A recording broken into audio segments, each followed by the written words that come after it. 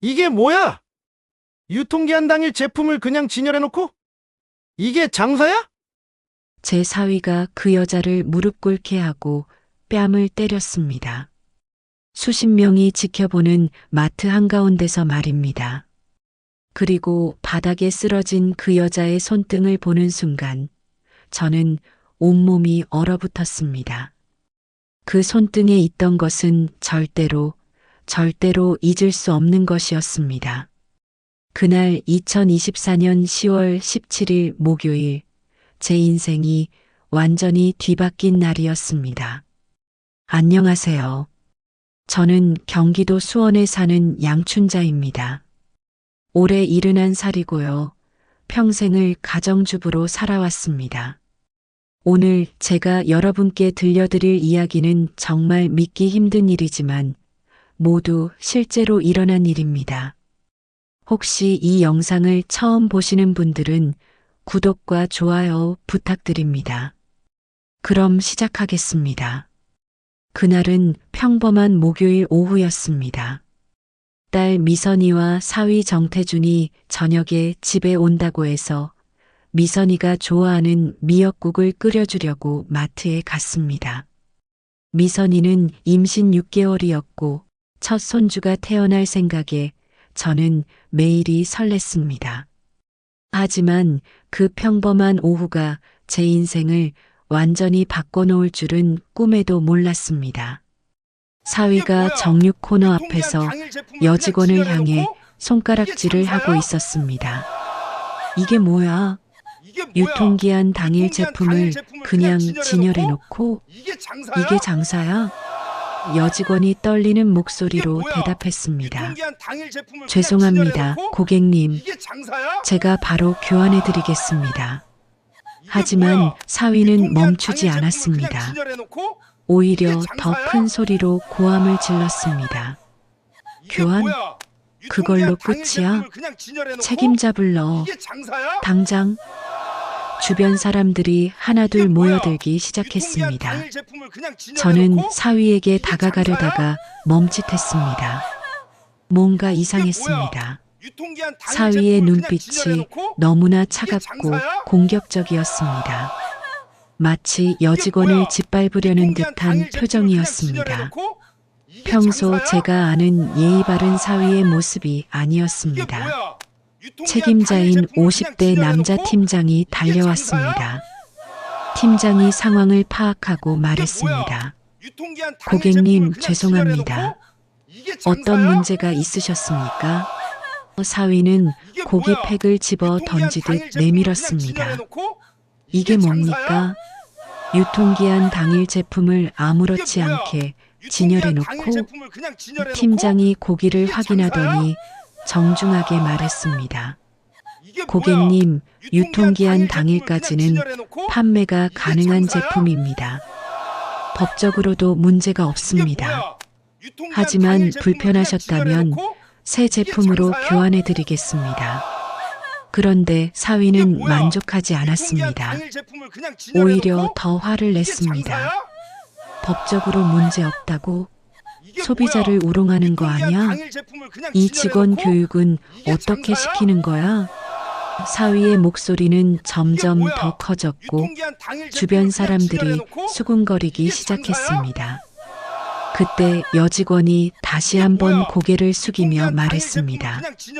정말 죄송합니다, 고객님. 제 불찰입니다. 목소리가 가늘게 떨리고 있었습니다. 하지만 사위는 그 사과조차 받아들이지 않았습니다. 갑자기 사위가 여직원을 향해 다가가더니 차갑게 말했습니다. 사과로 끝날 일이야? 무릎 꿇어. 순간 주변이 조용해졌습니다. 팀장이 황급히 말했습니다. 고객님, 그건 너무... 하지만 사위는 팀장을 노려보며 말했습니다. 뭐, 손님한테 잘못된 제품 판 직원이 사과하는 게 이상해? 여직원은 창백한 얼굴로 서 있었습니다. 그리고 결국 천천히 무릎을 꿇었습니다. 마트 바닥에 수십 명의 사람들이 지켜보는 앞에서 말입니다. 저는 그 광경을 이게 보며 뭐야? 가슴이 유통기한 찢어지는 당일 것 제품을 그냥 같았습니다. 진열해놓고? 이게 어떻게 장사야? 저럴 수가 있을까? 제 사위가 저런 사람이었다니. 유통기한 당일 하지만 제품을 그냥 더 진열해놓고? 충격적인 일이 이게 벌어졌습니다. 장사야? 사위가 무릎 꿇은 여직원의 이게 얼굴을 뭐야? 내려다보며 유통기한 당일 제품을 말했습니다. 그냥 진열해놓고? 고개 들어 이게 장사야? 제대로 사과해. 여직원이 이게 천천히 고개를 유통기한 당일 들었습니다. 제품을 그냥 진열해놓고? 그 순간 이게 장사야? 사위의 손이 움직였습니다. 딱! 뺨을 이게 때리는 뭐야? 소리가 유통기한 마트 당일 제품을 전체에 그냥 울려 진열해놓고? 퍼졌습니다. 이게 장사야? 여직원은 충격에 옆으로 쓰러졌습니다. 이게 뭐야? 주변 유통기한 사람들이 당일 제품을 비명을 그냥 질렀습니다. 이게 장사야? 저 사람 미쳤어. 경찰 불러야 해. 이게 뭐야? 팀장이 유통기한 당일 급히 제품을 여직원을 그냥 진열해놓고? 부축하려 했습니다. 이게 장사야? 그리고 그때 저는 봤습니다. 이게 뭐야? 바닥에 쓰러진 당일 여직원이 제품을 그냥 진열해놓고? 본능적으로 얼굴을 장사야? 감싸며 내민 손등을. 그 손등에는 이게 뭐야? 꽃 모양의 유통기한 화상 당일 제품을 그냥 자국이 진열해놓고? 선명하게 남아 이게 있었습니다. 저는 그 자리에서 이게 얼어붙었습니다. 뭐야? 유통기한 심장이 당일 제품을 멎는 그냥 것 진열해놓고? 같았습니다. 이게 장사야? 그 화상 자국, 꽃 모양의 독특한 이게 흉터, 뭐야? 유통기한 세상에 당일 저런 제품을 그냥 모양이 또 진열해놓고? 있을 수 있을까? 이게 장사야? 저는 머릿속이 하얘졌습니다. 이게 뭐야? 설마, 유통기한 당일 설마 제품을 그럴 그냥 리가. 진열해놓고? 하지만 장사야? 그 모양은 너무나 똑같았습니다. 이게 뭐야? 20해 전, 유통기한 제 당일 딸 제품을 하영이가 그냥 진열해놓고? 4살 때 이게 장사야? 뜨거운 냄비를 만져서 생긴 화상이었습니다. 이게 뭐야? 꽃무늬 유통기한 냄비 당일 손잡이에 제품을 그냥 대어서 진열해놓고? 생긴 이게 세상에 장사야? 하나밖에 없는 독특한 모양의 이게 뭐야? 흉터였습니다. 유통기한 당일 병원에서 제품을 그냥 의사가 진열해놓고? 말했었습니다. 이게 장사야? 이 흉터는 평생 남을 겁니다. 이게 뭐야? 그 유통기한 말대로였습니다. 당일 제품을 그냥 진열해놓고? 20해가 지난 이게 지금도 장사야? 그 흉터는 그대로 남아 있었습니다. 이게 뭐야? 어떤 유통기한 여자의 당일 제품을 손등에 그냥 진열해놓고? 지금 제 이게 눈앞에서 장사야? 제 사위에게 뺨을 맞은 여자의 손등에 이게 뭐야? 말입니다. 유통기한 당일 저는 제품을 그냥 다리에 힘이 진열해놓고? 풀려 이게 그 자리에 장사야? 주저앉을 뻔했습니다. 어떻게 이게 이럴 뭐야? 수가 있을까? 유통기한 당일 제품을 설마 그냥 진열해놓고? 제 사위가 폭행한 이게 저 장사야? 여직원이 혹시 제가 20해 동안 뭐야? 찾아 유통기한 헤맨 당일 제 제품을 그냥 친딸일까? 진열해놓고? 이게 아니야, 장사야? 그럴 리 없어. 단순한 우연일 이게 거야. 뭐야? 하지만 유통기한 당일 제 제품을 그냥 심장은 진열해놓고? 미친 듯이 뛰고 이게 장사야? 있었습니다. 본능이 말하고 있었습니다. 이게 뭐야? 저 아이가 유통기한 당일 맞다고. 제품을 그냥 진열해놓고? 하영이는 이게 4살 때 장사야? 놀이터에서 실종됐습니다. 이게 저는 뭐야? 미친 유통기한 사람처럼 당일 전국을 제품을 그냥 뒤졌지만 진열해놓고? 찾지 이게 못했습니다. 경찰은 수사를 이게 종결했고 뭐야? 남편은 유통기한 당일 절망 제품을 속에서 그냥 세상을 진열해놓고? 떠났습니다. 이게 장사야? 저는 딸을 잃은 슬픔을 안고 살다가 이게 뭐야? 몇 년 후 유통기한 고아원 당일 제품을 봉사를 그냥 다니다 진열해놓고? 고아원에 이게 있는 장사야? 미선이를 입양했습니다. 이게 미선이에게는 뭐야? 하영이 유통기한 이야기를 당일 한 제품을 번도 그냥 하지 진열해놓고? 않았습니다. 이게 장사야? 너무 아팠으니까요. 그런데 지금 이게 뭐야? 혹시 제 유통기한 눈앞에서 당일 제품을 그냥 제 양딸의 진열해놓고? 남편이 이게 제 장사야? 친딸을 때리고 있는 것은 아닐까? 이게 이런 뭐야? 끔찍한 유통기한 우연이 당일 제품을 과연 그냥 가능한 진열해놓고? 것일까? 이게 장사야? 주변 사람들이 사위를 말렸고 경비원이 이게 뭐야? 달려왔습니다. 유통기한 당일 제품을 그냥 사위는 진열해놓고? 여전히 이게 당당했습니다. 장사야? 뭐, 내가 뭘 이게 잘못했어? 뭐야? 이 유통기한 직원이 당일 먼저 제품을 잘못한 그냥 거잖아. 진열해놓고? 이게 장사야? 그러면서 태연하게 자리를 떠나려고 했습니다. 이게 뭐야? 저는 유통기한 떨리는 당일 다리를 제품을 그냥 억지로 진열해놓고? 움직여 여직원에게 장사야? 다가갔습니다. 팀장이 여직원을 이게 부축해 뭐야? 일으켜 유통기한 세우고 당일 제품을 있었습니다. 그냥 진열해놓고? 여직원의 이게 뺨은 장사야? 빨갛게 부어올랐고 눈에는 눈물이 뭐야? 가득했습니다. 유통기한 당일 제품을 그냥 저는 진열해놓고? 떨리는 목소리로 이게 물었습니다. 괜찮으세요? 여직원이 뭐야? 고개를 들어 유통기한 저를 당일 제품을 봤습니다. 그냥 진열해놓고? 그 눈빛, 이게 장사야? 혹시 이 눈빛이 하영이의 이게 눈빛일까? 뭐야? 제 딸의 유통기한 당일 제품을 눈빛일까? 그냥 진열해놓고? 아니면 이게 장사야? 제가 너무 간절해서 착각하는 것일까? 이게 뭐야? 여직원은 유통기한 고개를 당일 제품을 끄덕이며 그냥 진열해놓고? 작은 목소리로 이게 말했습니다. 괜찮습니다. 감사합니다. 유통기한 당일 그리고 제품을 그냥 비틀거리며 진열해놓고? 직원 이게 휴게실로 장사야? 들어갔습니다. 저는 그 이게 자리에서 뭐야? 한참을 서 유통기한 있었습니다. 당일 제품을 그냥 진열해놓고? 머릿속이 이게 복잡했습니다. 장사야? 확신할 수 있을까? 이게 저 뭐야? 여직원이 정말 유통기한 제 당일 딸 제품을 그냥 하영이일까? 진열해놓고? 하지만 이게 장사야? 그 화상 자국은 절대 잊을 수 없는 것이었습니다. 유통기한 당일 그리고 제품을 그냥 무엇보다 진열해놓고? 제 사위가 이게 저 장사야? 여직원을 저렇게 잔인하게 대했다는 사실이 이게 뭐야? 저를 경악하게 유통기한 당일 제품을 만들었습니다. 그냥 진열해놓고? 평소 이게 장사야? 착하고 예의 바르다고 생각했던 사위의 진짜 뭐야? 모습이 유통기한 저런 당일 제품을 것이었다니 그냥 진열해놓고? 저는 그날 이게 장도 장사야? 보지 못하고 집으로 돌아왔습니다. 이게 뭐야? 그리고 떨리는 유통기한 손으로 당일 제품을 그냥 20회 전 진열해놓고? 하영이의 이게 사진을 장사야? 꺼내봤습니다. 4살 하영이가 환하게 이게 뭐야? 웃고 있는 사진. 유통기한 당일 제품을 그냥 그 아이가 진열해놓고? 지금 24살이 장사야? 됐다면 어떤 모습일까? 저는 뭐야? 오늘 본 유통기한 여직원의 당일 얼굴을 제품을 그냥 떠올렸습니다. 이게 장사야? 눈매가 닮았습니다. 코도 닮았습니다. 이게 뭐야? 그리고 유통기한 당일 제품을 무엇보다 그냥 그 진열해놓고? 손등의 화상 이게 자국. 장사야? 하지만 확신할 수는 없었습니다. 이게 뭐야? 내일 다시 가봐야겠습니다. 저는 그날 밤 한숨도 자지 못했습니다. 마트에서 본 그 여직원의 손등 화상 자국이 계속 눈앞에 아른거렸습니다. 하영이일까? 정말 제 딸일까? 확신할 수는 없었지만 제 심장은 이미 알고 있었습니다. 그 아이가 제 딸이라는 것을. 하지만 더 큰 충격은 따로 있었습니다. 제 사위 정태준의 본 모습이 드러나고 제가 평생 모아온 재산과 집마저 빼앗기게 될 줄은 꿈에도 몰랐습니다. 그 다음 날 아침 사위와 딸 미선이가 집에 왔습니다. 평소와 다름없이 말입니다. 저는 떨리는 마음을 억누르며 미역국을 끓였습니다. 식탁에 앉은 사위는 태연하게 밥을 먹으며 말했습니다. 어머니, 국 맛있네요. 저는 숟가락을 든 손이 떨렸습니다. 어제 마트에서 여직원을 때린 그 손으로 지금 밥을 먹고 있다는 사실이 믿기지 않았습니다. 저는 조심스럽게 물었습니다. 사위, 어제 마트에서 무슨 일 있었어? 사위가 고개를 들었습니다. 눈빛이 순간 날카로워졌다가 이내 부드러워졌습니다. 아, 어머니도 거기 계셨어요? 유통기한 지난 고기를 팔려고 해서 항의했어요. 소비자로서 당연한 권리 아니겠어요? 저는 입술을 깨물었습니다. 유통기한이 지난 게 아니었습니다. 당일이었습니다. 그리고 여직원을 무릎 꿇리고 뺨까지 때렸다는 것은 말하지 않았습니다. 딸 미선이가 사위를 감싸며 말했습니다. 엄마, 우리 여보는 원래 정의로운 사람이에요. 잘못된 건 지적해야죠. 저는 아무 말도 하지 못했습니다. 딸에게 말해야 할까? 네 남편이 여직원을 때렸다고.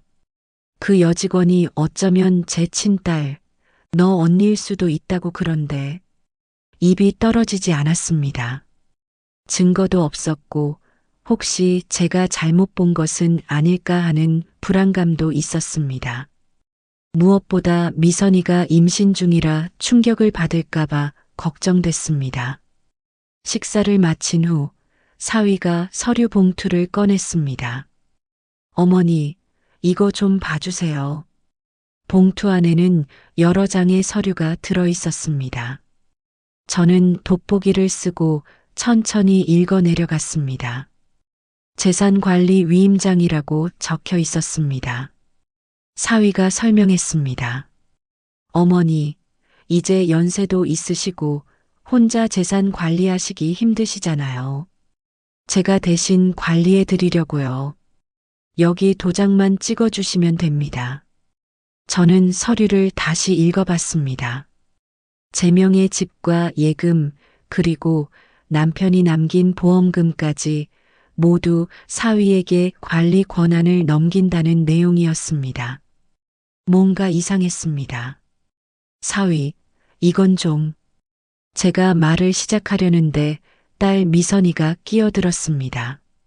엄마, 우리 여보가 금융회사 다니잖아요. 전문가예요. 어차피 나중에 다 제 거 아니에요? 지금 정리하는 게 세금도 절약되고 좋대요. 저는 망설였습니다. 하지만 딸이 저렇게 말하는데 거절하기가 어려웠습니다. 그리고 솔직히 말하면 저도 나이가 들면서 은행일 보는 게 점점 힘들어지고 있었습니다. 사위가 다시 말했습니다. 어머니, 저 믿으시죠? 제가 잘 관리해서 나중에 손주 교육비도 넉넉하게 만들어 드릴게요. 저는 결국 도장을 찍었습니다. 그게 제 인생 최대의 실수였다는 것을 그때는 몰랐습니다. 일주일이 지났습니다. 저는 마트에 다시 가보고 싶었습니다. 그 여직원을 다시 만나보고 싶었습니다. 확인하고 싶었습니다. 정말 제 딸 하영이가 맞는지. 하지만 용기가 나지 않았습니다. 만약 틀렸다면 어쩌죠? 그냥 제 착각이라면. 그렇게 머뭇거리던 어느 날 사위가 다시 집에 왔습니다.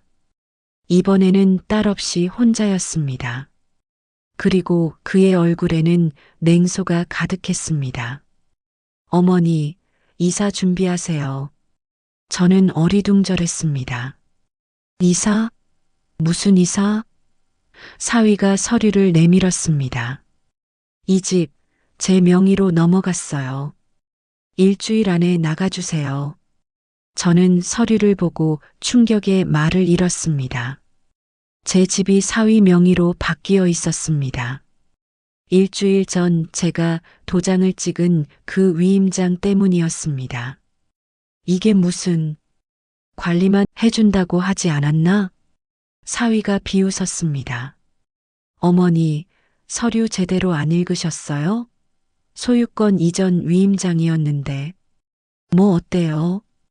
어차피 미선이 거 될 거였잖아요. 좀 일찍 정리한 것뿐이에요. 저는 다리에 힘이 풀렸습니다. 미선이도 알고 있나? 사위가 대답했습니다. 당연히 알죠. 아내 동의 없이 이런 일 할 것 같아요? 그 말에 저는 완전히 무너졌습니다. 제 딸이 이 일을 알고 있었다니. 제가 평생 모은 재산을 남편이 죽을 때까지 일해서 마련한 이 집을 이렇게 빼앗아갈 줄은 몰랐습니다. 사위는 계속 말했습니다. 그리고 통장들도 이미 해지했어요. 돈은 제가 잘 굴려서 나중에 배로 만들어 드릴게요. 걱정 마세요. 저는 울먹이며 물었습니다. 내 돈까지 왜 가져가는 건가? 그건 내가 살아가는데 필요한 돈이야. 사위가 차갑게 말했습니다. 어머니, 어차피 저희가 모실 건데 돈이 왜 필요해요? 요양원 보낼 것도 아니고 그냥 저희 집에서 편하게 사세요. 저는 그제야 깨달았습니다. 사위가 처음부터 이것을 노렸다는 것을, 제 재산을 탈취하기 위해 계획적으로 접근했다는 것을, 마트에서 본 그 폭력적인 모습이 진짜 사위의 얼굴이었습니다. 저는 떨리는 목소리로 말했습니다. 미선이에게 전화 좀 걸어줘. 미선이와 직접 통화하고 싶네. 사위가 전화를 걸었습니다. 여보, 어머니가 통화하고 싶대. 그리고 전화를 저에게 건넸습니다. 엄마, 딸의 목소리가 들렸습니다. 저는 울먹이며 말했습니다. 미선아, 이게 무슨 일이니? 엄마 집을 왜? 딸이 차갑게 대답했습니다. 엄마, 어차피 나중에 제 거잖아요. 지금 정리하는 게 세금 아끼는 거래요. 그리고 엄마, 이제 나이도 있으시고 혼자 살기 힘드시잖아요. 우리랑 같이 사세요. 저는 울음을 터뜨렸습니다. 미선아, 엄마가 너를 어떻게 키웠는데? 딸이 짜증스럽게 말했습니다. 엄마, 그런 얘기 그만해요. 저 배 아파요. 끊을게요. 전화가 끊겼습니다. 저는 그 자리에 주저앉아 울었습니다. 제가 고아원에서 데려와 대학까지 보낸 딸이 이렇게 저를 배신할 줄은 몰랐습니다. 사위가 서류를 놓고 갔습니다. 어머니, 다음 주 금요일까지 이사하세요. 이 집 팔 거예요. 매수자가 기다리고 있어요. 저는 믿을 수 없었습니다. 팔다니? 이 집을 팔겠다고? 사위가 냉정하게 말했습니다. 네. 15억에 계약했어요. 돈은 제가 잘 굴릴 테니 걱정 마세요. 그럼 사위는 그렇게 나가버렸습니다. 저는 텅 빈 집에 혼자 남았습니다. 40년 동안 살던 집, 남편과 함께 신혼살림을 차린 집, 딸을 키운 집, 모든 추억이 담긴 집에서 일주일 안에 쫓겨나야 한다니. 저는 방 안을 둘러봤습니다. 남편 사진이 벽에 걸려 있었습니다. 여보, 제가 잘못했어요. 제가 너무 순진했어요. 저는 남편 사진 앞에서 울었습니다. 그리고 문득 생각했습니다. 마트에서 본 그 여직원, 제 친딸일지도 모르는 하영이. 만약 정말 하영이라면 저는 두 딸을 모두 잃은 것입니다. 한 명은 실종으로, 한 명은 배신으로. 저는 다음 날 바로 변호사 사무실을 찾아갔습니다. 나이 지긋한 변호사가 제 사연을 듣더니 고개를 저었습니다. 어머님, 안타깝지만 어머님이 직접 도장을 찍으신 거라 법적으로 문제 삼기 어렵습니다. 사위가 어머님을 속였다고 해도 증거가 없으면. 저는 절망했습니다. 그럼 제가 어떻게 해야 하나요? 변호사가 말했습니다. 사기죄로 고소할 수는 있지만 입증이 쉽지 않습니다. 그리고 상대가 사위라는 점도. 저는 고개를 떨구었습니다. 길이 없었습니다. 집으로 돌아오는 길, 저는 마트 앞을 지나게 됐습니다. 그리고 그때 저는 결심했습니다. 일단 그 여직원을 만나보자. 확인해보자. 정말 제 딸 하영이가 맞는지. 만약 하영이라면 함께 힘을 합쳐 사위에게 맞설 수 있을지도 모른다고. 저는 떨리는 걸음으로 마트 안으로 들어갔습니다. 심장이 터질 듯이 뛰었습니다. 정육 코너로 향하는 발걸음이 천근만근 무거웠습니다. 과연 그 여직원을 다시 만날 수 있을까? 만난다면 뭐라고 말해야 할까? 혹시 제 착각이라면 어쩌죠? 하지만 저는 계속 걸었습니다. 확인하지 않고는 못 베길 것 같았습니다. 정육 코너에 도착했을 때 그 여직원은 보이지 않았습니다. 대신 다른 남자 직원이 고기를 진열하고 있었습니다. 저는 용기를 내어 물었습니다. 저기요, 여기서 일하시는 젊은 여직원분 계신가요? 20대 중반쯤 되는 남자 직원이 고개를 들더니 말했습니다. 아, 하영 씨 말씀하시는 거예요? 오늘 휴무예요. 하영. 그 이름을 듣는 순간 저는 온몸이 얼어붙었습니다. 제 딸 이름과 똑같았습니다. 이건 우연일까요? 아니면 정말? 저는 떨리는 목소리로 다시 물었습니다. 하영 씨요? 그분 언제 출근하세요? 남자 직원이 대답했습니다. 내일 오전 근무해요. 아침 9시부터요. 저는 고맙다고 인사하고 마트를 나왔습니다. 집으로 돌아오는 내내 머릿속이 복잡했습니다. 이름도 하영, 나이도 20대 중반. 손등에 꽃무늬 화상 자국. 모든 게 일치했습니다. 하지만 확신할 수는 없었습니다. 세상에 하영이라는 이름을 가진 사람이 한둘이겠습니까? 화상 자국도 비슷한 모양이 있을 수 있고요. 저는 스스로를 다독였습니다. 내일 다시 가서 제대로 확인하자고. 그날 밤도 잠을 이룰 수 없었습니다. 창밖을 보며 20해 전을 떠올렸습니다. 하영이가 사라진 그날, 2004년 5월 15일 토요일이었습니다. 저는 집 근처 놀이터에서 하영이를 놀게 하고 잠깐 집에 들어가 빨래를 널었습니다. 10분, 아니 어쩌면 15분 정도였을 겁니다. 다시 놀이터로 갔을 때 하영이는 없었습니다. 저는 미친 듯이 찾아다녔습니다. 동네 구석구석, 공원, 아파트 지하실, 심지어 하천까지.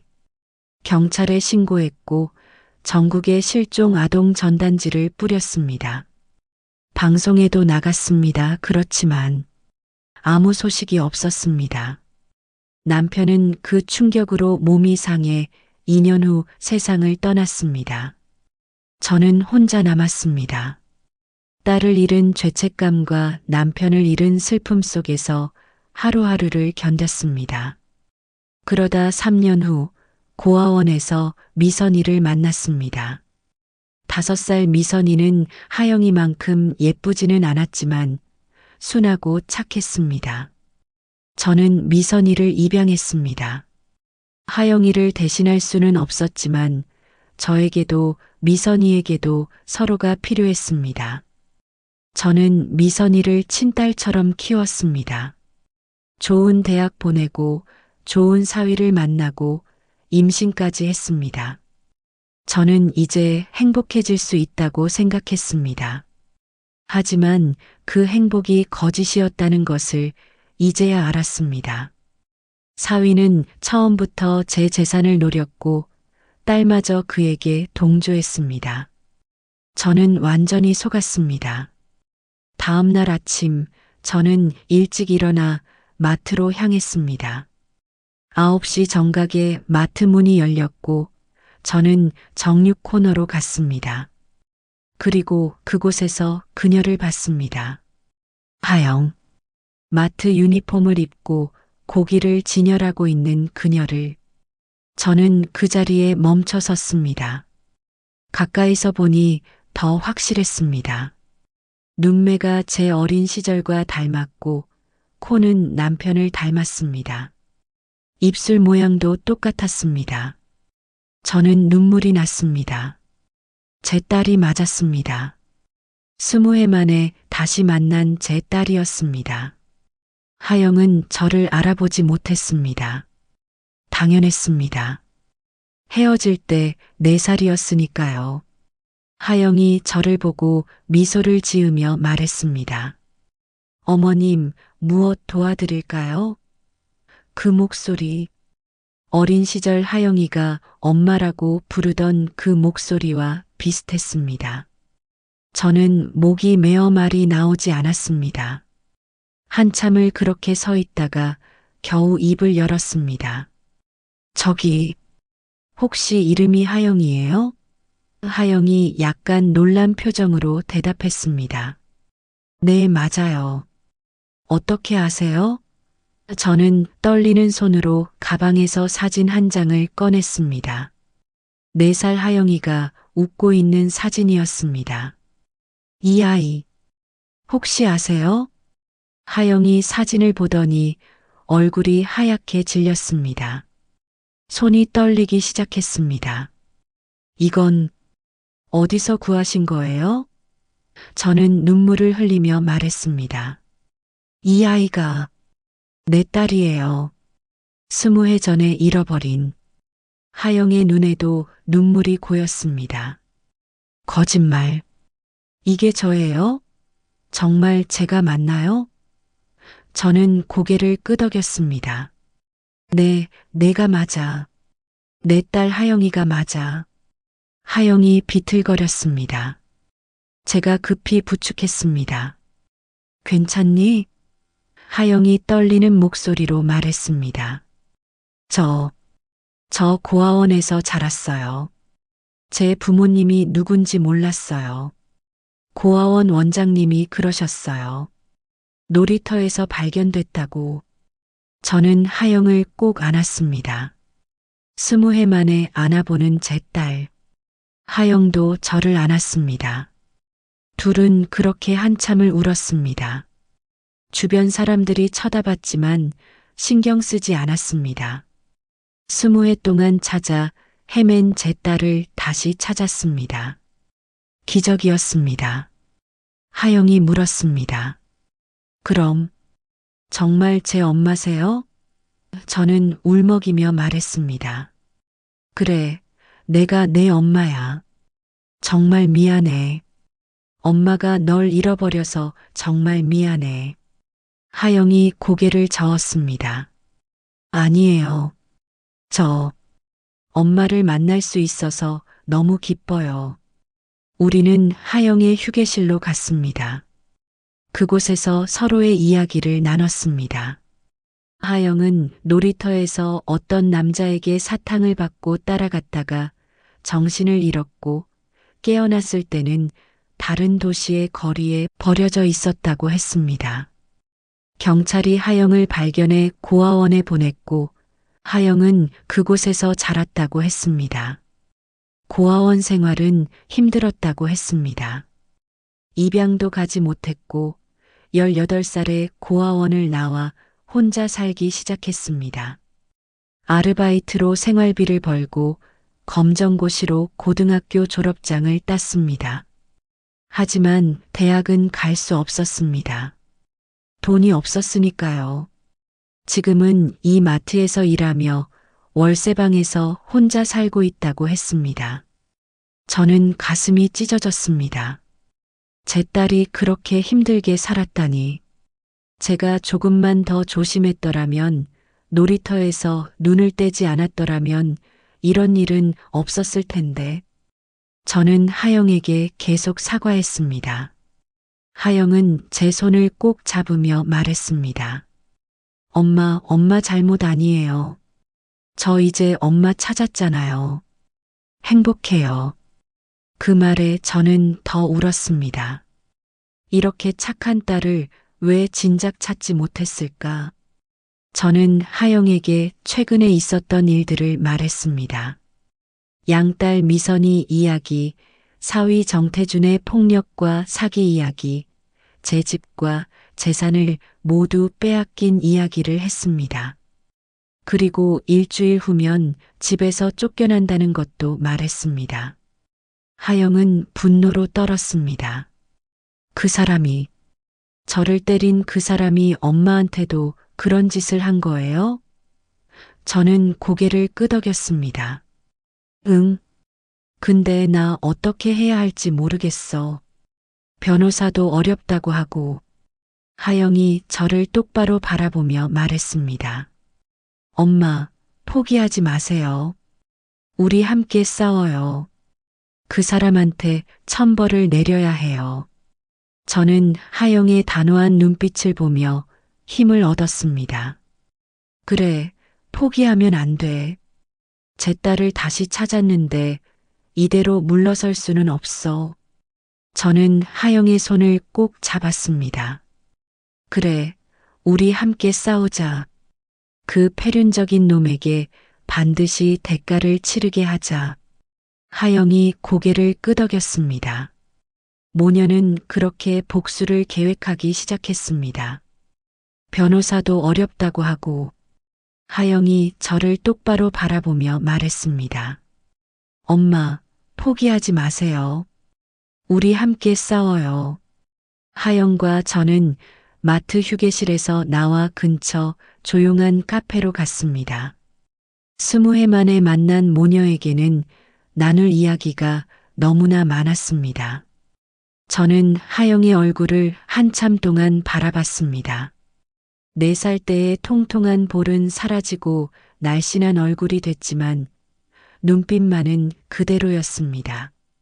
맑고 순수한 눈빛. 하영이 조심스럽게 물었습니다. 엄마, 그동안 어떻게 지내셨어요? 저는 하영에게 지난 20해를 이야기했습니다. 하영을 잃은 후 얼마나 미친 듯이 찾아다녔는지 남편이 그 슬픔을 이기지 못하고 세상을 떠난 것, 가리고 미선이를 입양한 이야기까지 모두 털어놨습니다. 하영은 제 이야기를 들으며 눈물을 흘렸습니다. 엄마도 많이 힘드셨겠어요. 혼자서. 저는 하영의 손을 꼭 잡았습니다. 이제 다시 만났으니까 괜찮아. 우리 이제 헤어지지 말자. 하영이 고개를 끄덕였습니다. 그리고 말했습니다. 엄마, 저도 사실 어렴풋이 기억나는 게 있어요. 저는 눈을 크게 떴습니다. 정말? 뭐가 기억나? 하영이 눈을 감고 천천히 말했습니다. 따뜻한 손, 제 손을 잡아주던 따뜻한 손이요. 그리고 자장가. 누군가 저한테 자장가를 불러주던 목소리가 어렴풋이 기억나요. 저는 가슴이 뭉클했습니다. 제가 매일 밤 하영에게 자장가를 불러줬었거든요. 저는 조용히 자장가를 불러봤습니다. 자장 자장 우리 아가, 잘도 잔다 우리 아가. 하영의 눈에서 눈물이 흘러내렸습니다. 이 노래예요. 꿈에서 들었던 노래. 저는 하영을 꼭 안았습니다. 그래, 엄마가 매일 밤 불러줬던 노래야. 모녀는 다시 한번 울었습니다. 이번에는 슬픔이 아닌 기쁨의 눈물이었습니다. 20해 만에 다시 만난 기적 같은 재회였습니다. 하영이 말했습니다. 엄마, 저 정말 엄마 다시 만날 수 있을 거라고 생각 못 했어요. 고아원에서 매일 밤 기도했어요. 부모님을 만나게 해달라고. 그런데 정말 이루어졌네요. 저는 하영에게 다시 사과했습니다. 하영아, 정말 미안해. 엄마가 더 잘 지켜줬어야 했는데. 하영이 고개를 저었습니다. 엄마, 그만하세요. 이제 다시 만났잖아요. 그것만으로도 감사해요. 하영의 성숙한 모습에 저는 또 눈물이 났습니다. 얼마나 힘들게 살았으면 저렇게 성숙해졌을까. 저는 하영의 손등을 조심스럽게 만졌습니다. 꽃무늬 화상 자국이 여전히 선명했습니다. 이 흉터, 아직도 그대로구나. 하영이 손등을 내려다보며 말했습니다. 네. 이 흉터 덕분에 엄마를 다시 만났어요. 저는 이 흉터가 이제 좋아요. 우리는 앞으로의 계획을 이야기했습니다. 제가 말했습니다. 하영아, 우선 너부터 마트 그만두고 우리 집으로 와. 비록 일주일 후면 집을 빼앗기지만 그래도 그때까지는. 하영이 제 말을 끊으며 말했습니다. 아니에요, 엄마. 저 마트 계속 다녀야 해요. 그래야 증거를 모을 수 있어요. 저는 고개를 갸웃했습니다. 증거? 무슨 증거? 하영이 설명했습니다. 엄마, 그 사람. 정태준 씨요. 그 사람이 저를 무릎 꿇리고 때렸잖아요. 마트에 CCTV가 있어요. 그 영상이 증거가 될 수 있어요. 저는 눈이 번쩍 뜨였습니다. 맞아. CCTV가 있었지. 하영이 계속 말했습니다. 그리고 엄마, 그 사람이 엄마한테서 재산을 가로챈 것도 사기죄로 고소할 수 있어요. 위임장을 위조했거나 엄마를 속여서 받아낸 거잖아요. 저는 고개를 끄덕였습니다. 그래, 사위가 그냥 관리만 해준다고 했어. 소유권을 넘긴다는 말은 안 했거든. 하영이 말했습니다. 그럼 그것도 사기예요. 사문서 위조죄가 될 수도 있고요. 우리 변호사를 다시 찾아가 봐요. 제대로 된 변호사를 구해서 고소해야 해요. 저는 하영의 침착한 모습에 놀랐습니다. 하영아, 넌 어떻게 이런 것까지 아니? 하영이 쓸쓸하게 웃었습니다. 고아원에서 살면서 법률 상담을 많이 받아봤어요. 부모님 찾으려고 경찰서도 많이 갔고요. 그러다 보니 자연스럽게 알게 됐어요. 저는 하영이 겪었을 고생이 느껴져 가슴이 아팠습니다. 그런데 지금은 그 경험이 우리에게 도움이 될 것 같았습니다. 하영이 말했습니다. 엄마, 우선 제가 마트 팀장님께 말씀드려서 CCTV 영상부터 확보할게요. 그리고 엄마는 사위랑 주고받은 문자나 녹음, 서류 같은 거 다 모아두세요. 증거가 많으면 많을수록 좋아요. 저는 고개를 끄덕였습니다. 알았어. 근데 하영아, 사위가 알면 어떡하지? 혹시 너한테 또 해코지라도 하면. 하영이 단호하게 말했습니다. 엄마, 걱정 마세요. 저 이제 혼자가 아니에요. 엄마가 있잖아요. 우리 함께 싸우면 이길 수 있어요. 그날 오후 하영과 저는 새로운 변호사 사무실을 찾아갔습니다. 이번에는 노인 사기 사건을 전문적으로 다루는 변호사였습니다.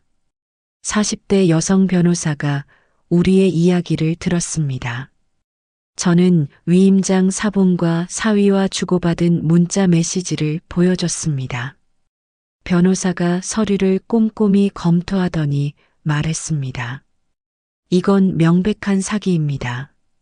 위임장에는 관리라고만 적혀 있는데 실제로는 소유권을 이전했네요. 이건 사문서 위조죄에 해당할 수 있습니다. 그리고 폭행 사건도 함께 고소할 수 있어요. 저는 희망이 보이기 시작했습니다. 정말요? 그럼 제 집을 되찾을 수 있나요?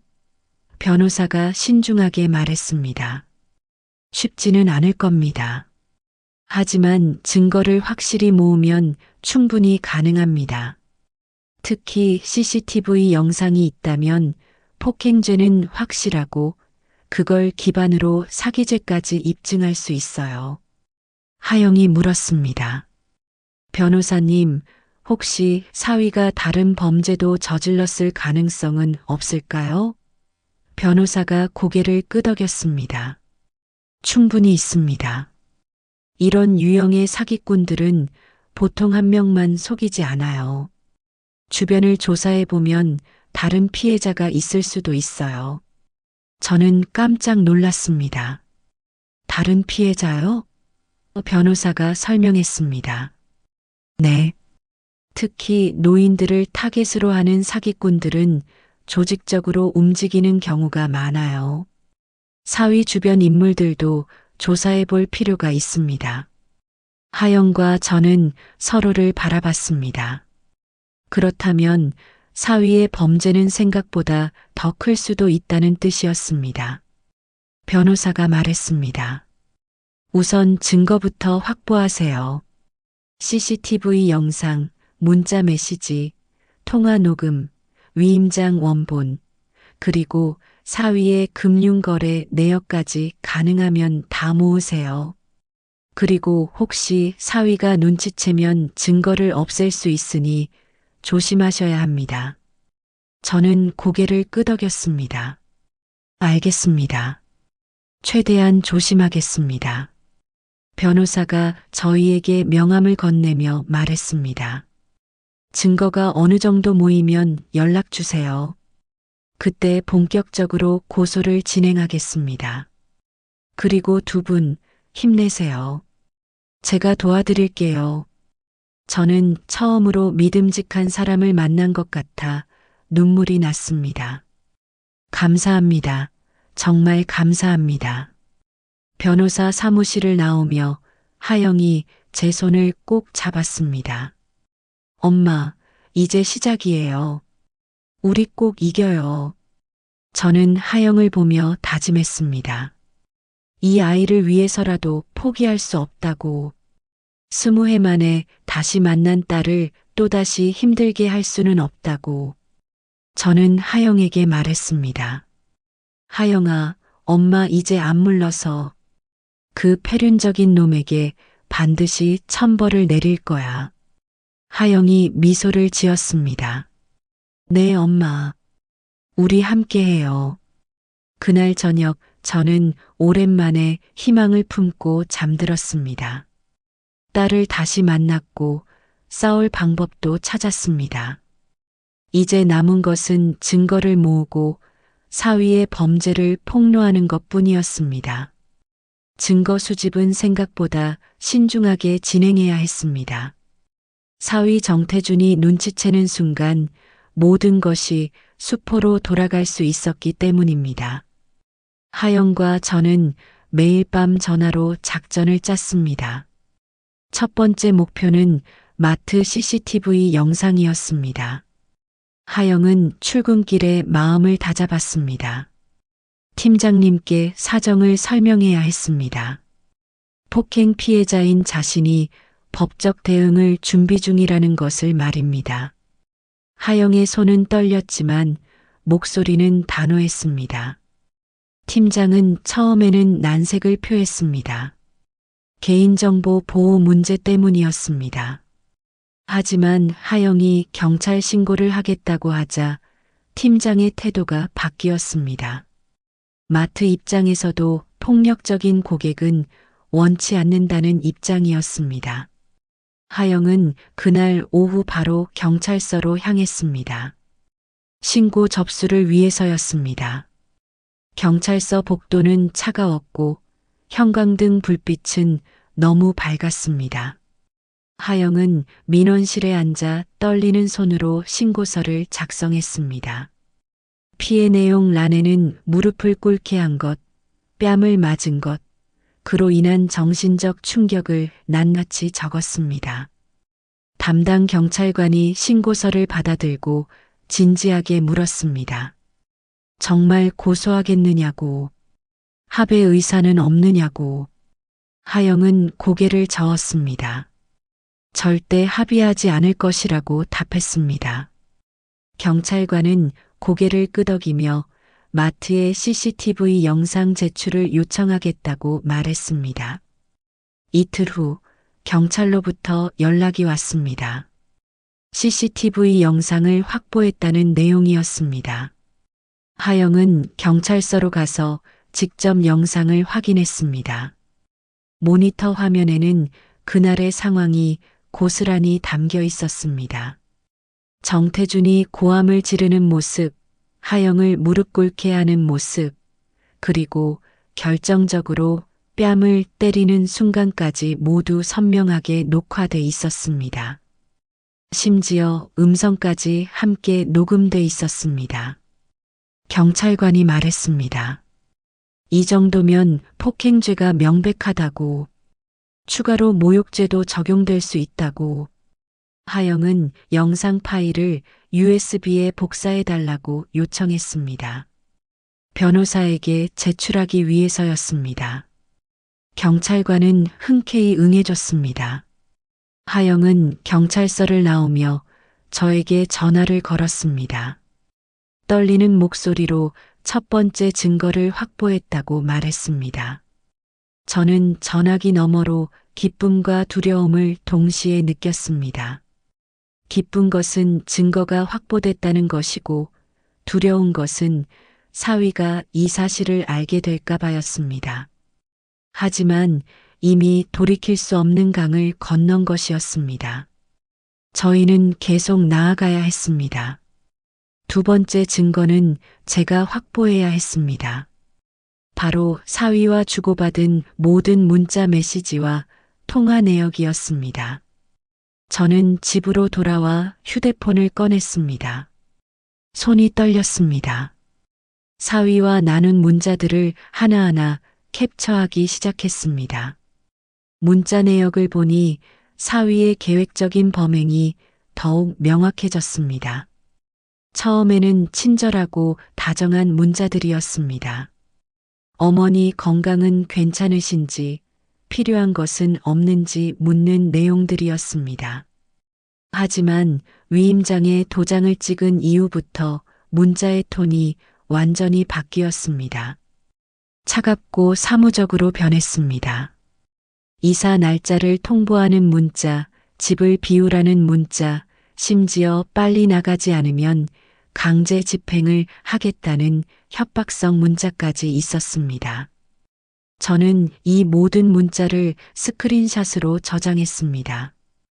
총 47개의 문자 메시지가 증거로 확보됐습니다. 저는 이 파일들을 이메일로 하영에게 전송했습니다. 혹시 휴대폰을 잃어버리거나 빼앗길 경우를 대비해서였습니다. 세 번째 증거는 위임장 원본이었습니다. 저는 서랍을 뒤져 위임장 사본을 찾아냈습니다. 사위가 주고 간 서류였습니다. 서류를 자세히 읽어보니 교묘한 속임수가 숨어 있었습니다. 서류 상단에는 분명히 재산관리 위임장이라고 적혀 있었습니다. 하지만 아래 세부 조항을 읽어보니 소유권 이전에 대한 동의 내용이 작은 글씨로 적혀 있었습니다. 저는 돋보기를 쓰고도 읽기 힘든 크기의 글씨였습니다. 이것은 명백한 사기였습니다. 노인을 대상으로 한 고의적인 기망 행위였습니다.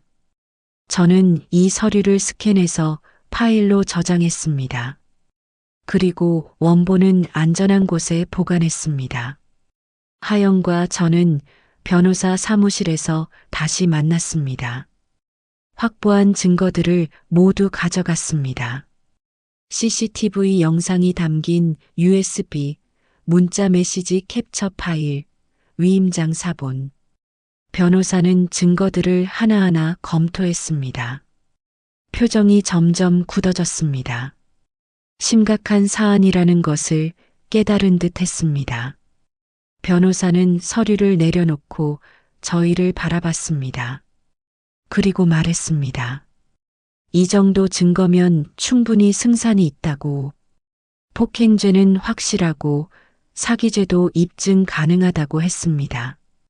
특히 위임장의 작은 글씨 조항은 명백한 기망 행위에 해당한다고 설명했습니다. 노인을 대상으로 한 사기는 가중 처벌 대상이기도 했습니다. 그런데 변호사는 한 가지 더 필요한 증거가 있다고 말했습니다. 바로 사위의 금융거래 내역이었습니다. 제 재산이 어디로 갔는지 추적해야 한다는 것이었습니다. 단순히 집을 빼앗은 것뿐만 아니라 제 예금과 보험금도 횡령했을 가능성이 높았기 때문입니다. 하지만 이것은 쉽지 않은 일이었습니다. 본인이 아니면 금융거래 내역을 열람할 수 없었기 때문입니다. 변호사는 법원에 거래 내역 열람 신청을 하겠다고 했습니다. 사기 사건의 증거 확보를 위해서라고 설명했습니다. 법원의 허가가 떨어지면 은행에서 사위의 거래 내역을 제출해야 한다는 것이었습니다.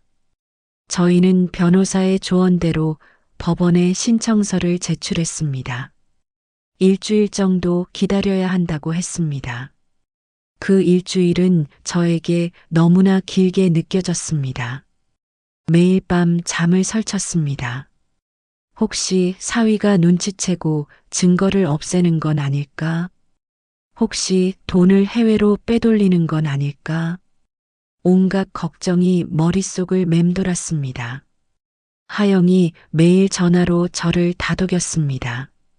괜찮을 거라고, 이미 경찰에 신고했으니 사위도 함부로 못할 거라고 위로했습니다. 하영의 목소리는 차분했지만 저는 알 수 있었습니다. 하영도 불안해하고 있다는 것을. 하지만 딸은 저를 위해 강한 척하고 있었습니다. 일주일 후 드디어 법원 허가가 떨어졌습니다. 은행에 정태준의 거래 내역 제출 명령이 내려진 것입니다. 이틀 후 은행에서 두꺼운 서류 봉투가 도착했습니다. 변호사가 봉투를 열고 내용을 확인했습니다. 그리고 경악한 표정을 지었습니다. 저와 하영도 긴장한 채 변호사를 바라봤습니다. 변호사가 천천히 입을 열었습니다. 제 재산 15억 원이 사위 계좌로 입금된 후 단 일주일 만에 여러 계좌로 분산됐다는 것이었습니다. 그중 일부는 도박 사이트로 흘러갔고 일부는 정체불명의 해외 계좌로 송금됐다고 했습니다. 심지어 일부는 사위의 애인으로 추정되는 여성의 계좌로 입금돼 있었습니다. 저는 충격에 말을 잃었습니다. 사위에게 애인이 있다는 것도 충격이었지만 제 평생 모은 재산이 도박과 여자에게 탕진됐다는 사실이 더 충격이었습니다. 하영이 제 손을 꼭 잡았습니다. 저는 하영의 손을 느끼며 정신을 차렸습니다. 분노가 치밀어 올랐습니다. 저 패륜적인 놈을 절대 용서할 수 없었습니다. 변호사가 말했습니다. 이 정도면 횡령죄까지 추가로 고소할 수 있다고. 사기죄, 폭행죄, 횡령죄를 모두 적용하면 최소 5년 이상의 실형을 받을 수 있다고 했습니다. 저는 그제야 안도의 한숨을 쉬었습니다. 사위에게 천벌을 내릴 수 있다는 확신이 들었습니다. 사위 정태준이 저희의 움직임을 눈치챈 것은 경찰 조사 통보를 받은 다음 날이었습니다. 그날 저녁 8시쯤 현관문을 난폭하게 두드리는 소리가 들렸습니다. 저는 가슴이 철렁 내려앉았습니다. 본능적으로 사위라는 것을 알았기 때문입니다. 문 밖에서 사위의 목소리가 들렸습니다. 문을 열라는 고함이었습니다. 저는 떨리는 손으로 휴대폰을 꺼내 하영에게 긴급 문자를 보냈습니다. 그리고 통화 녹음 기능을 켰습니다. 변호사가 알려준 대로였습니다. 모든 대화를 증거로 남겨야 한다고 했습니다. 저는 심호흡을 하고 문을 열었습니다. 사위의 얼굴은 분노로 일그러져 있었습니다. 사위가 집 안으로 밀고 들어왔습니다. 저는 뒤로 밀려났습니다. 사위는 저를 노려보며 물었습니다. 경찰에 신고한 것이 누구냐고. 마트 직원이 고소했다는데 혹시 제가 사주한 것이냐고 따졌습니다. 저는 모른다고 대답했습니다. 하지만 사위는 믿지 않았습니다. 거실을 돌아다니며 물건들을 뒤지기 시작했습니다. 서류를 찾는 것 같았습니다. 위임장 원본을 찾으려는 것이 분명했습니다. 저는 가슴이 두근거렸습니다. 다행히 위임장 원본은 하영이 보관하고 있었습니다. 집에는 사본만 남아 있었습니다. 사위는 서랍을 마구 뒤지며 소리쳤습니다. 서류가 어디 있냐고. 저는 모른다고 대답했습니다. 처음부터 어디에 보관했는지 모른다고 잡아댔습니다. 사위의 눈빛이 점점 더 험악해졌습니다. 갑자기 사위가 저에게 다가와 팔을 움켜잡았습니다. 힘이 세서 아팠습니다. 저는 비명을 질렀습니다. 사위는 협박했습니다. 고소를 취하하지 않으면 가만두지 않겠다고 말했습니다. 저를 요양원에 집어넣겠다고도 했습니다. 심지어 정신병원에 강제 입원시킬 수도 있다고 위협했습니다. 저는 두려웠지만 고개를 저었습니다. 절대 취하하지 않을 거라고 대답했습니다.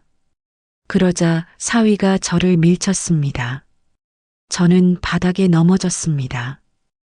허리를 세게 부딪혀 통증이 느껴졌습니다. 사위는 제가 바닥에 쓰러진 것도 아랑곳하지 않고 계속 집안을 뒤졌습니다. 그때 현관문이 열렸습니다. 하영이 달려온 것입니다.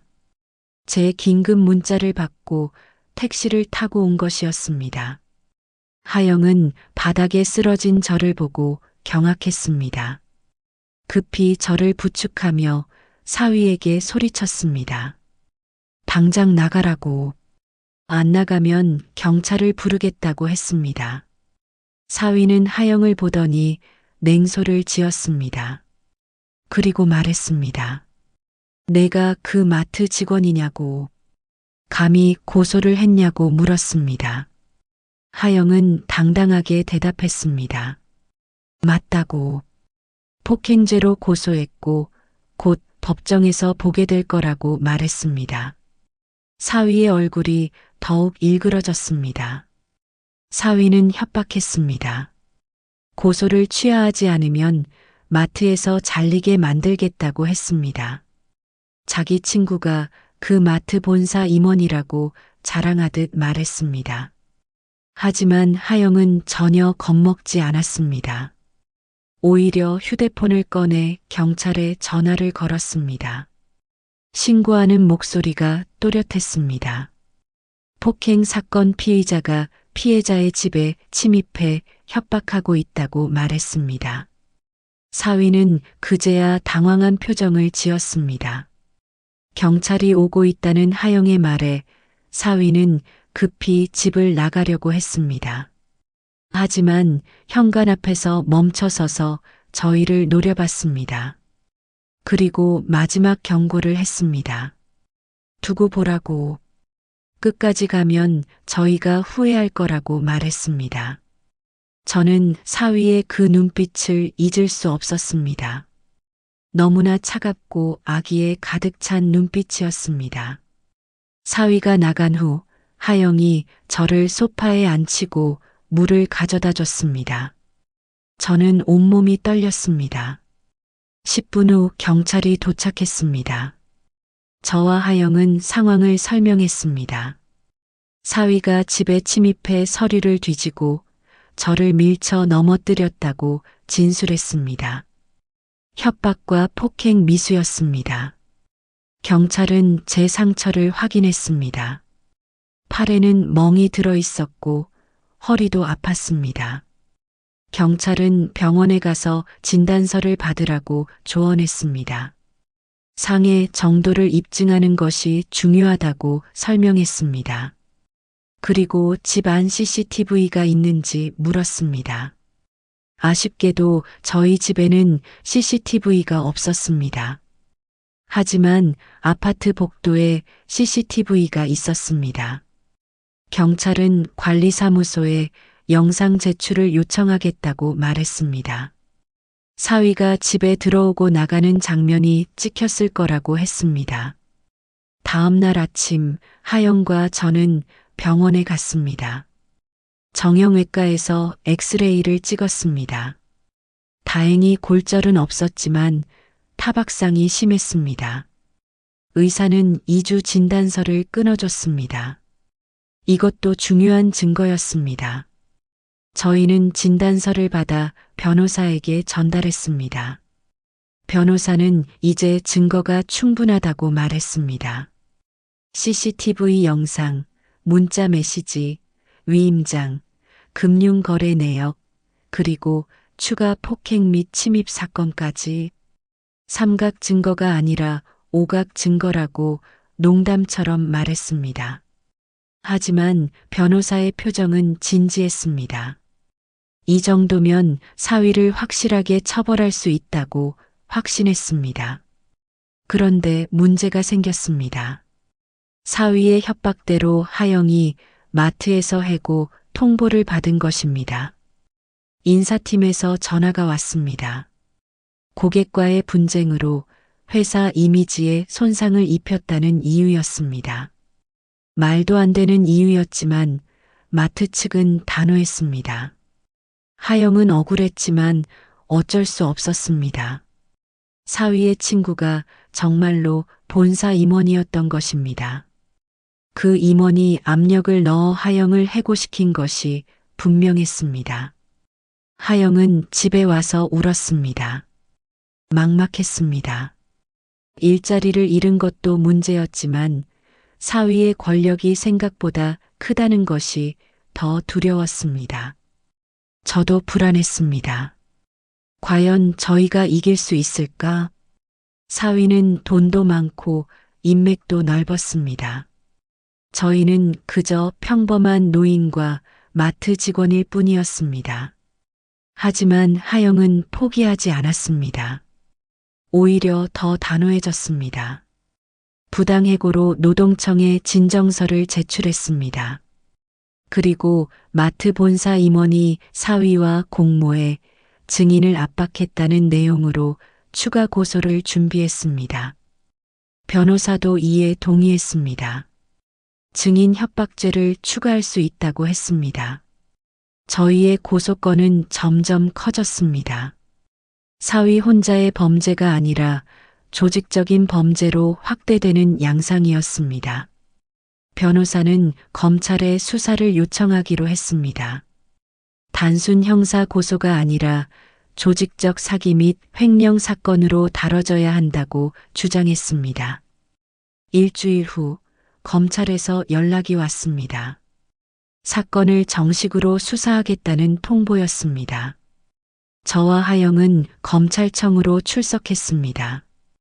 검사는 젊고 날카로운 인상의 여성이었습니다. 저희의 진술을 듣더니 고개를 끄덕였습니다. 그리고 말했습니다. 이 사건은 단순한 가족 간 분쟁이 아니라 조직적 범죄라고. 사위와 마트 본사 임원, 그리고 사위의 금융거래 내역에 나타난 공범들까지 모두 조사하겠다고 했습니다. 저는 그제야 희망을 보았습니다. 검찰이 움직이기 시작한 것입니다.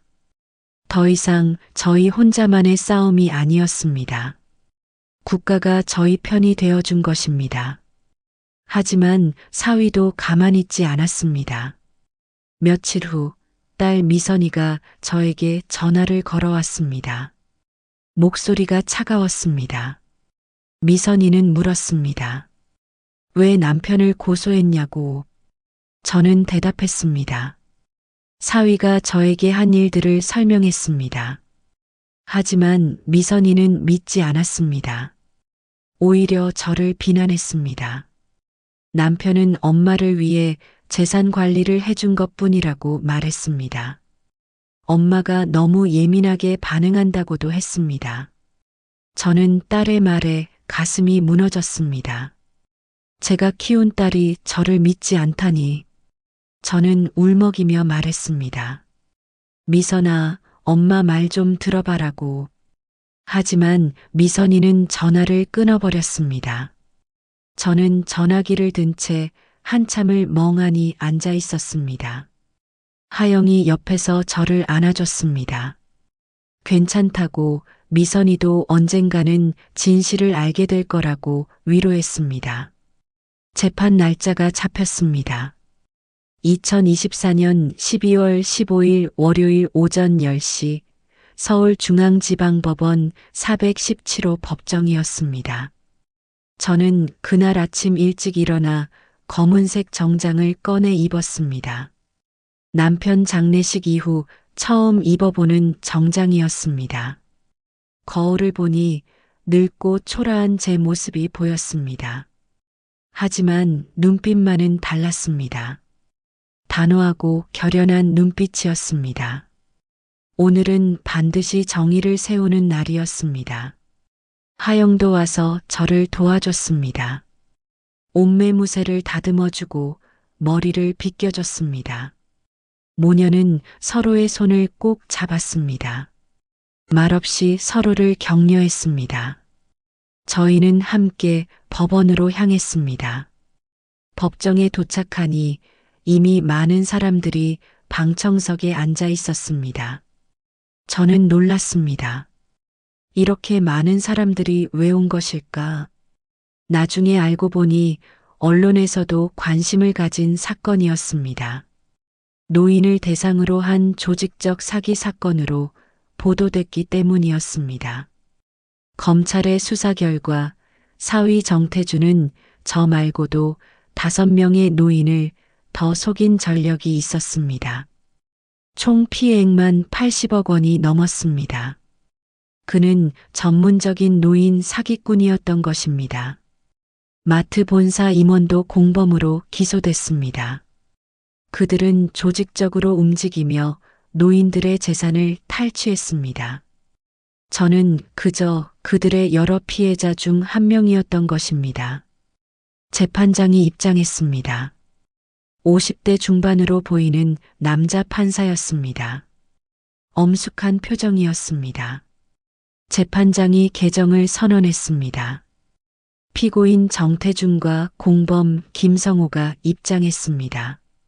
사위는 깔끔한 정장을 입고 있었지만 얼굴은 창백했습니다. 저와 눈이 마주쳤을 때 사위는 고개를 돌렸습니다. 저는 사위를 똑바로 바라봤습니다. 전혀 두렵지 않았습니다. 오히려 사위가 더 초라해 보였습니다. 검사가 먼저 기소 내용을 낭독했습니다. 사기죄, 횡령죄, 폭행죄, 상해죄, 주거침입죄, 증인협박죄까지 총 6개의 죄목이었습니다. 방청객들이 웅성거렸습니다. 죄목이 너무 많았기 때문입니다. 검사는 첫 번째 증거로 마트 CCTV 영상을 제출했습니다. 법정 스크린에 그날의 영상이 재생됐습니다.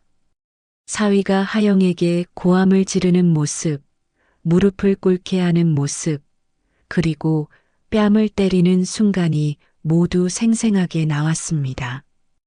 음성도 함께 나왔습니다. 사위의 폭언과 하영의 떨리는 사과 목소리가 법정에 울려 퍼졌습니다. 방청객들이 혀를 찼습니다. 판사도 미간을 찌푸렸습니다. 사위는 고개를 숙인 채 아무 말도 하지 못했습니다. 변호인이 항변했습니다.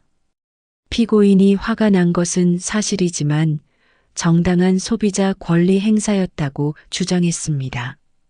하지만 검사는 반박했습니다.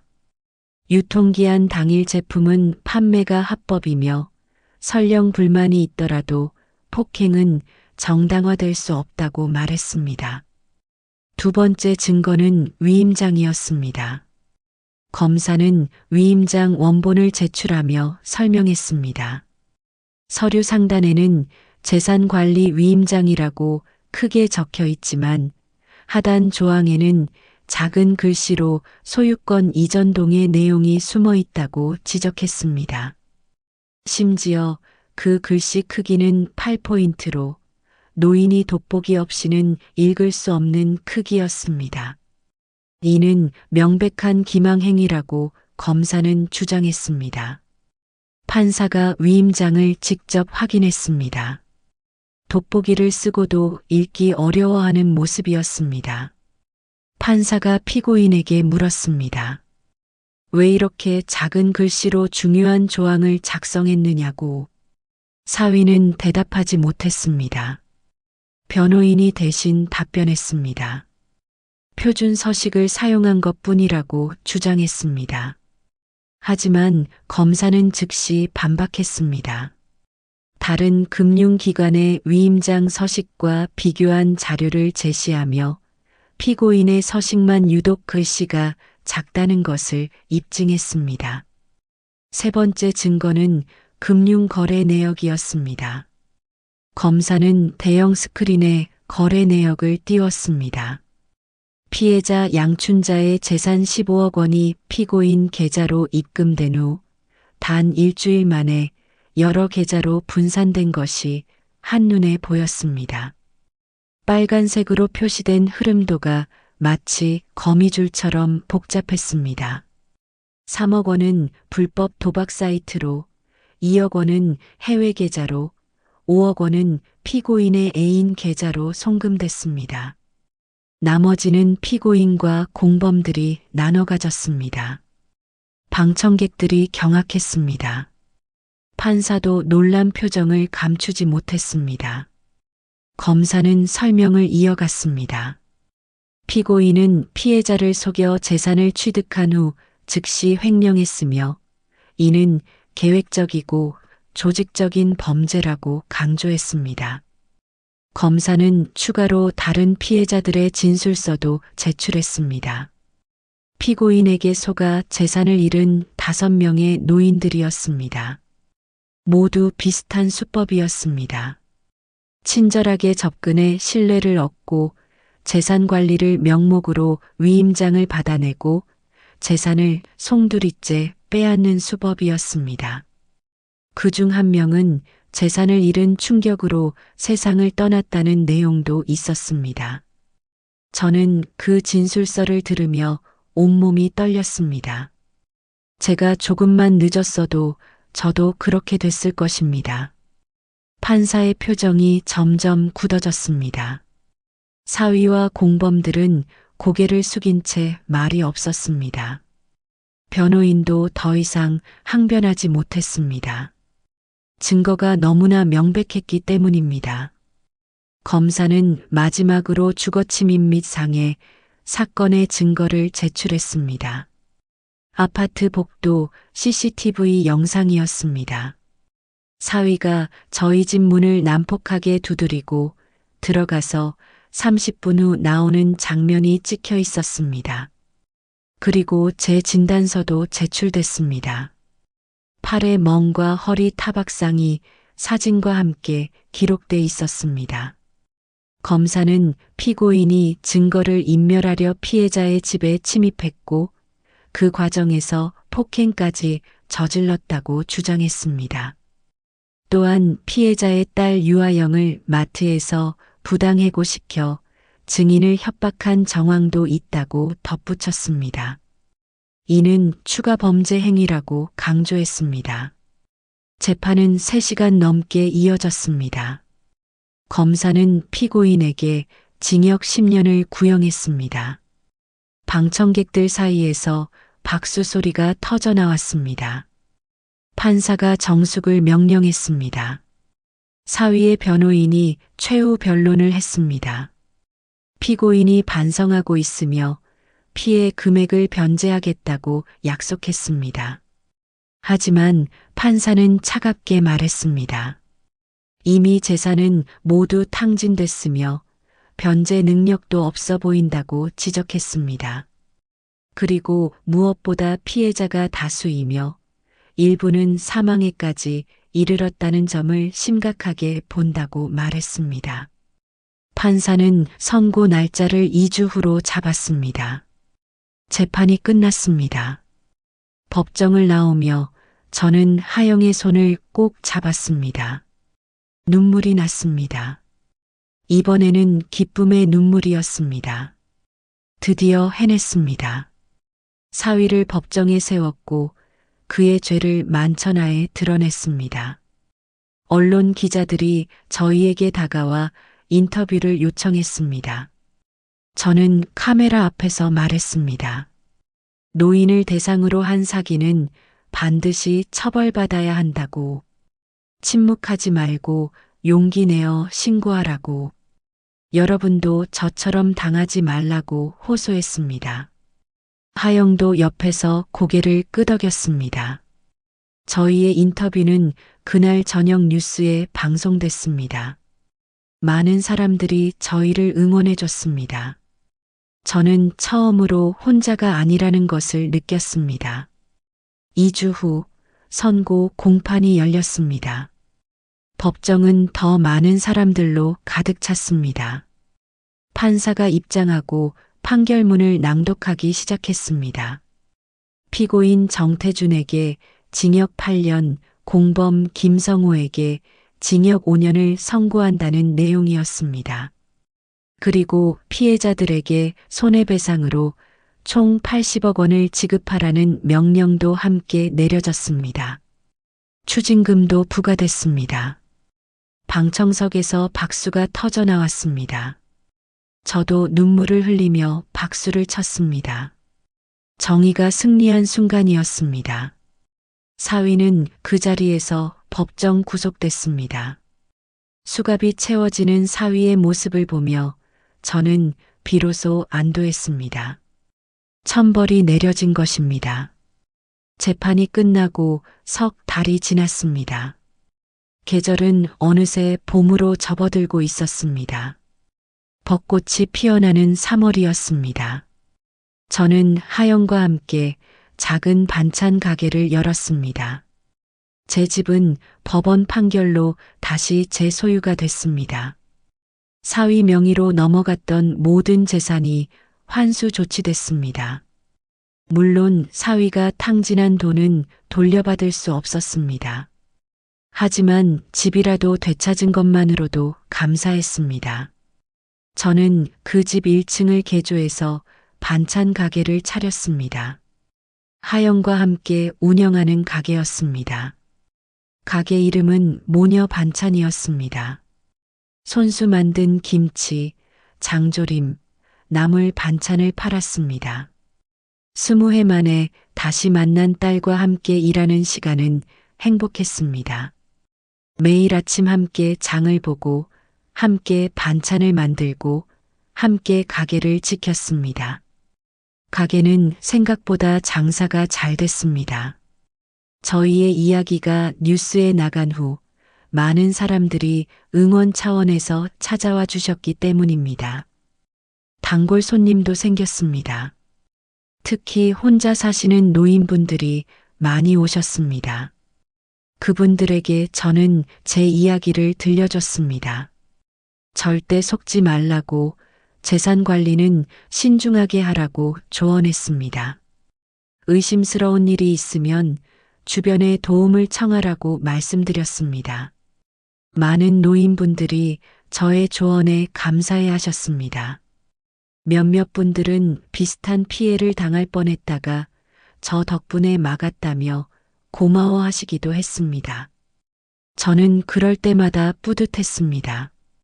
제 고통이 다른 사람에게 교훈이 됐다는 것이 감사했습니다. 하영은 가게 일을 하면서도 야간 대학에 등록했습니다. 사회복지학과였습니다. 저처럼 힘든 상황에 처한 사람들을 돕고 싶다는 꿈이 생겼기 때문입니다. 저는 하영의 등록금을 지원해 줬습니다. 제가 못해준 것들을 이제라도 해주고 싶었습니다. 하영은 열심히 공부했습니다.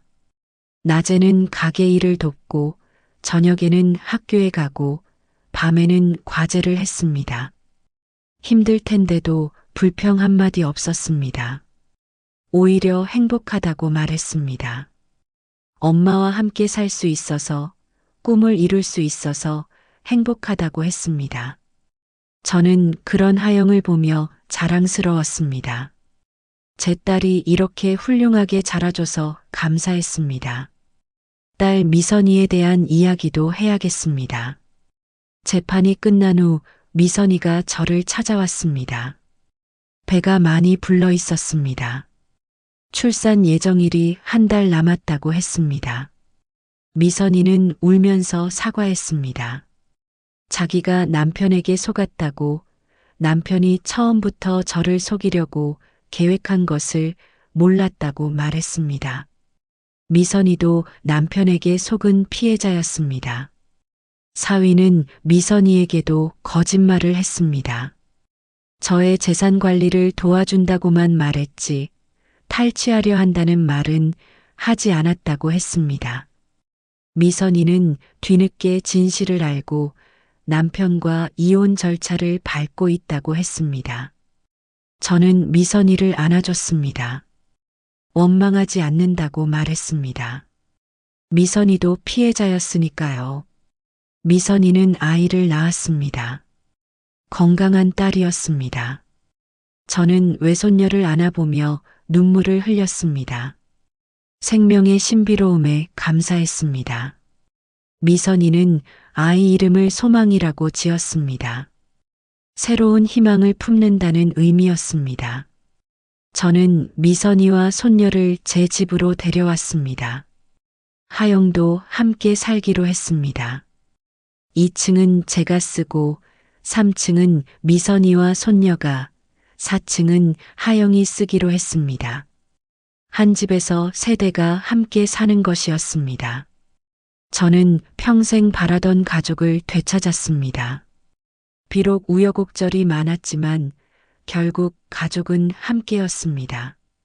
사위 정태주는 지금 교도소에서 복역 중입니다. 8년형을 선고받았지만 항소하지 않았습니다. 변호사 접견을 통해 들은 바로는 매우 반성하고 있다고 합니다.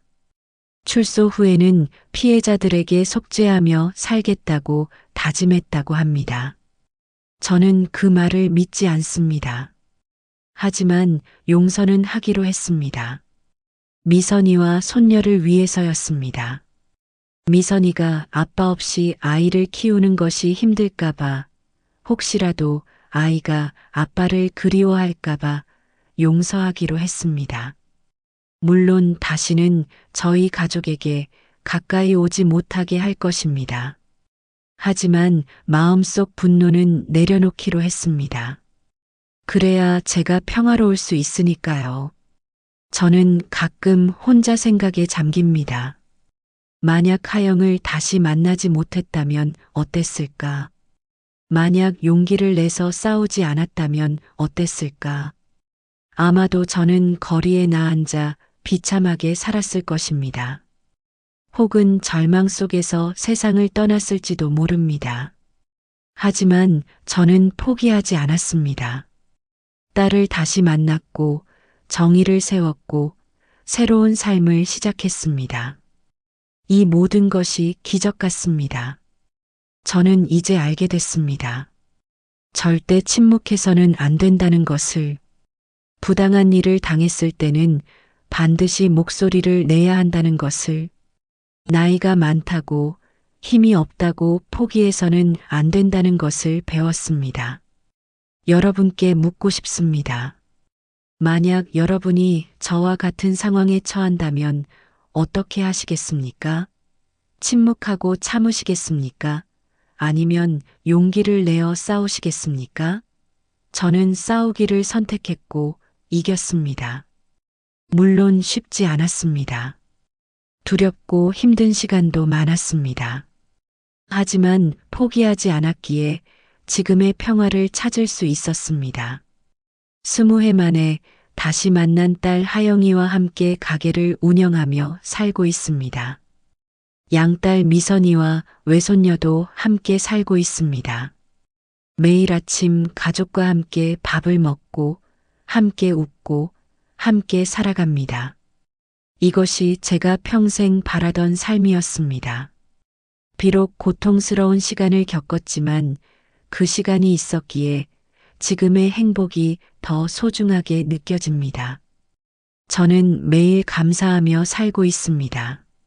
살아있음에 감사하고, 가족이 있음에 감사하고, 새로운 시작을 할 수 있음에 감사합니다. 여러분, 긴 이야기 끝까지 들어주셔서 감사합니다. 구독과 좋아요, 알림 설정 부탁드립니다. 그리고 댓글로 여러분의 생각을 나눠주세요. 혹시 비슷한 경험이 있으신가요? 어떻게 대처하셨나요? 여러분의 이야기도 듣고 싶습니다. 함께 나누고 함께 배우며 더 나은 사회를 만들어 갑시다. 다음에도 좋은 이야기로 찾아뵙겠습니다.